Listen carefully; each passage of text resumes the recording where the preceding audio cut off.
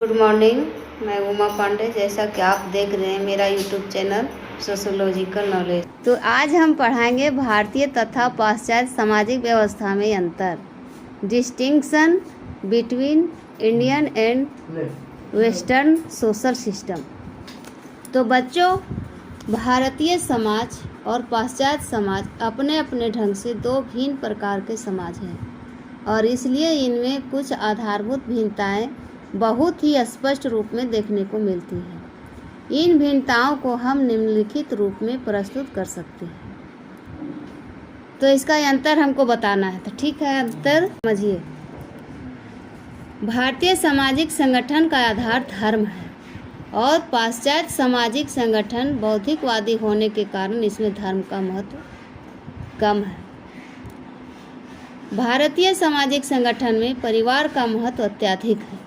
संयुक्त परिवार इसकी एक विशेषता है और पाश्चात्य सामाजिक संगठन में परिवार का महत्व बहुत कम है। एकाकी परिवार की इसमें प्रधानता है। भारतीय सामाजिक व्यक्ति से समाज अधिक महत्वपूर्ण है। पाश्चात्य सामाजिक व्यक्तिवादिता का बोलबाला है, इसलिए व्यक्तिगत स्वतंत्रता पर बल दिया जाता है। भारतीय सामाजिक जीवन में ऊंच नीच का स्त्रीकरण जाति या जन्म के आधार पर निर्धारित होता है और पाश्चात्य सामाजिक जीवन में ऊंच नीच का स्त्रीकरण उतार चढ़ाव वर्ग या व्यक्तिगत गुण, धन, पेशा आदि के आधार पर निर्धारित होता है। इसी तरह से बहुत से इसमें अंतर दिखाई देते हैं। भारतीय सामाजिक संगठन की ग्रामीण गणतंत्र के साधन के रूप में गांव पंचायतों या अत्यधिक महत्व है। पाश्चात्य सामाजिक संगठन में भारत की भांति गांव पंचायतों के दर्शन नहीं होते हैं। भारतीय सामाजिक विवाह का एक धार्मिक व सामाजिक आधार है, अतः अधिक विवाह विच्छेद नहीं होते और वह सामाजिक संगठन के लिए कोई खतरा नहीं बनता। और पाश्चात्य सामाजिक विवाह पूर्णतः व्यक्तिगत सुख सुविधा का विषय होने के कारण अत्यधिक विवाह विच्छेद एक समस्या बन जाती है। इसके बाद हम अब पढ़ेंगे भारतीय सामाजिक व्यवस्था में वर्तमान परिवर्तन, present change in the Indian social system. भारतीय सामाजिक व्यवस्था में आज तेजी से परिवर्तन हो रहे हैं और हो भी क्यों ना। परिवर्तन तो प्रकृति का नियम है और चूंकि भारतीय समाज भी उसी प्रकृति का एक अंग है, इस कारण इसमें भी परिवर्तन प्राकृतिक या स्वाभाविक ढंग से घटित होते रहते हैं। परंतु ये परिवर्तन कौन कौन से हैं, इसकी विवेचना निश्चित रूप से एक कठिन कार्य है। फिर भी अध्ययन की सुविधा के लिए भारतीय सामाजिक संगठन में हो रहे कुछ प्रमुख परिवर्तनों को निम्नलिखित रूप में प्रस्तुत किया जा सकता है। तो पहला है संयुक्त परिवार में परिवर्तन। भारतीय सामाजिक संगठन या महत्वपूर्ण आधार संयुक्त परिवार प्रणाली है। आज इस व्यवस्था में क्रांतिकारी परिवर्तन हो रहे हैं। पहले कृषि युग में परिवार के सभी सदस्य एक स्थान पर ही रहकर मिलजुल कर खेती बाड़ी का कार्य करते थे, परंतु औद्योगिकरण के विकास के साथ साथ संयुक्त परिवार में पाई जाने वाली यह एकता नष्ट हो गई, क्योंकि औद्योगिकरण के फलस्वरूप नौकरी का क्षेत्र सारे देश में फैल गया और लोग नौकरी की खोज में अपना घर छोड़कर अलग अलग स्थानों पर जाकर बसने लगे। इससे संयुक्त परिवार की संरचना को गहरा धक्का लगा और इसलिए संयुक्त परिवार का निरंतर विघटन हो रहा है। दूसरे में है विवाह संस्था में परिवर्तन। भारतीय सामाजिक संगठन में होने वाले परिवर्तनों में विवाह संस्था के अंतर्गत हो रहे परिवर्तन विशेष रूप से उल्लेखनीय है। आधुनिक शिक्षा, पाश्चात्य संस्कृति, औद्योगिकरण, व्यक्तिवादी आदर्श, सरकारी कानूनों आदि के प्रभाव के कारण हिंदू विवाह का धार्मिक आधार लगभग समाप्त ही हो गया। आज विवाह को एक धार्मिक संस्कार न मानकर स्त्री पुरुष की कतिपय आवश्यकताओं की पूर्ति का एक साधन मात्र माना जाता है। साथ ही दहेज प्रथा, बाल विवाह प्रथा, विधवा पुनर्विवाह पर रोक आदि के संबंध में लोगों के दृष्टिकोण में क्रांतिकारी परिवर्तन देखने को मिलता है। तीसरे में स्त्रियों की स्थिति में परिवर्तन। आधुनिक भारतीय समाज में एक महत्वपूर्ण परिवर्तन स्त्रियों की स्थिति के संबंध में हुआ है। आज स्त्री पहले की तरह पुरुष की दासी नहीं वरना उनकी मित्र है। आज नौकरी के अवसर केवल पुरुषों को नहीं स्त्रियों को भी उपलब्ध है। इसका परिणाम यह हुआ कि अब स्त्रियां नौकरी करने लगी हैं और इसलिए वे आर्थिक मामलों में परिवार पर कम निर्भर रहने लगी हैं। इस स्थिति में उनको आत्मविश्वास तथा आत्मसम्मान की भावना पनपी है।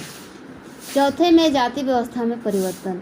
जाति व्यवस्था भारतीय सामाजिक संगठन की एक आधारभूत संस्था है। आधुनिक युग में इस व्यवस्था में क्रांतिकारी परिवर्तन होने को मिल रहे हैं। जाति प्रथा में जितने प्रतिबंधों का उल्लेख है वे सभी आज नाम मात्र के रह गए हैं।